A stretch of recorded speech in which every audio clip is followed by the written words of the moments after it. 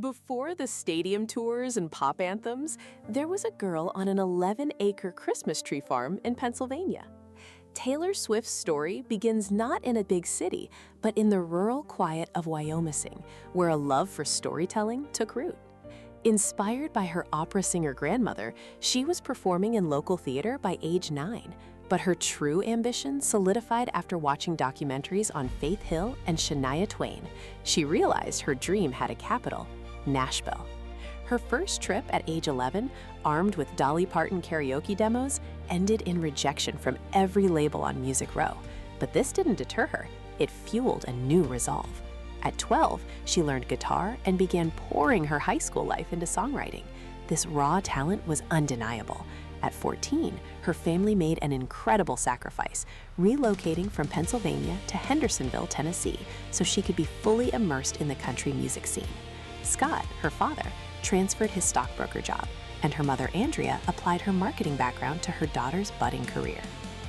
This dedication paid off. In October 2006, at just 16 years old, she released her self-titled debut album. She had written or co-written every single track, turning her freshman year diary into a country pop touchstone. Songs like Tim McGraw and the crossover hit Teardrops on My Guitar were startlingly honest, capturing teenage insecurity and heartbreak with a maturity beyond her years. The album was an instant connection point for a younger audience, previously overlooked by country radio. It topped the country charts for 24 weeks and became the longest charting album of the 2000s on the Billboard 200. More than just a commercial success, it was a declaration.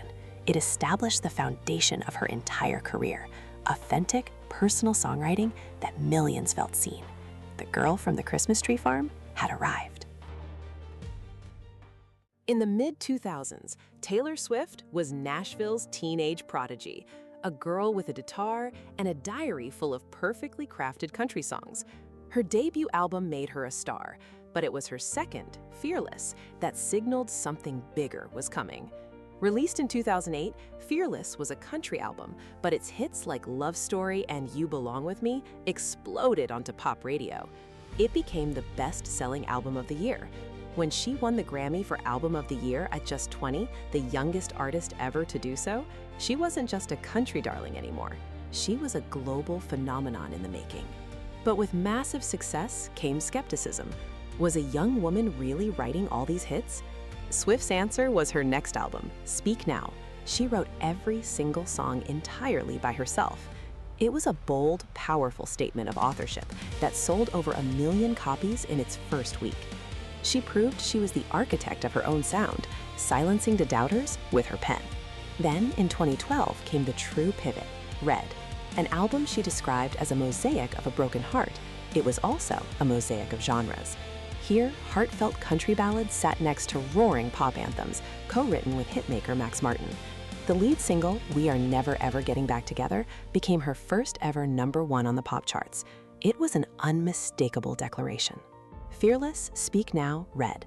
This wasn't an accidental drift into a new genre. It was a strategic 3-album conquest, a masterclass in evolution that laid the groundwork for one of the most dominant careers in music history. In 2016, Taylor Swift vanished. A venomous feud with Kanye West and Kim Kardashian culminated in a social media firestorm, branding her a snake.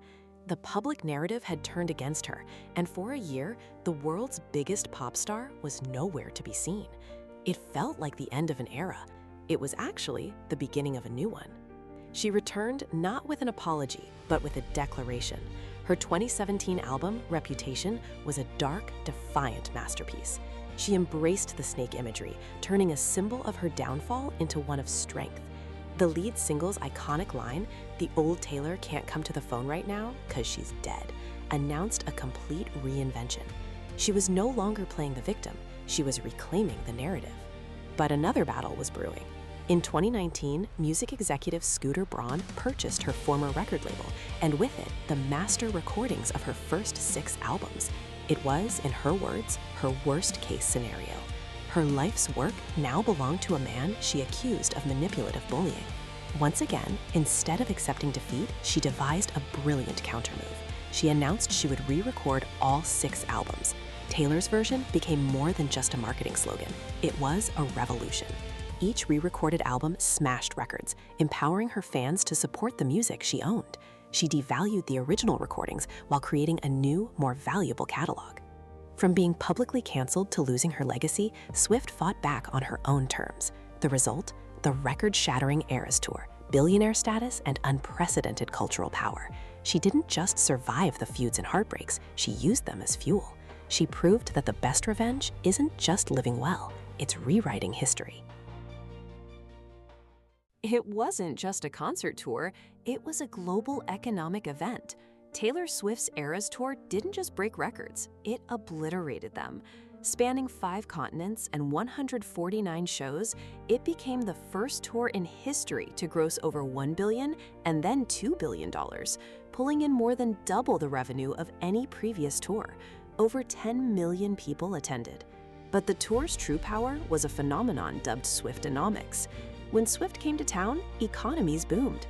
Her 2 shows in Denver added $140 million to Colorado's GDP. 6 shows in Los Angeles generated a $320 million impact and created 3,300 jobs. Singapore's GDP was projected to grow by 0.2 percentage points from her visit alone.